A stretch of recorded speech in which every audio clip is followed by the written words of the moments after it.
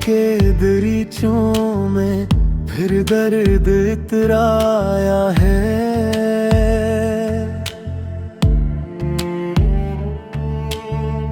कोई भूला हवा चेहरा नजर आया है।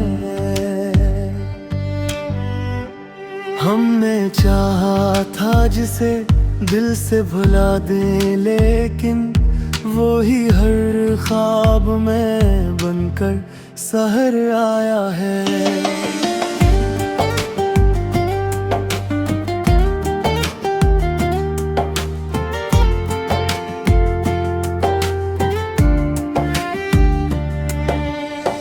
कितने अरमान थे जो खाक हुए जाते हैं। वक्त की धूप ने क्या रंग दिखाया है।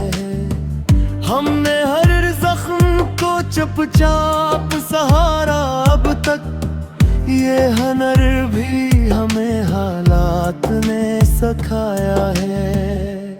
वो जो एक शख्स था दुनिया से जुदा लगता था, आज वो भी हमें दुनिया सा नजर आया है।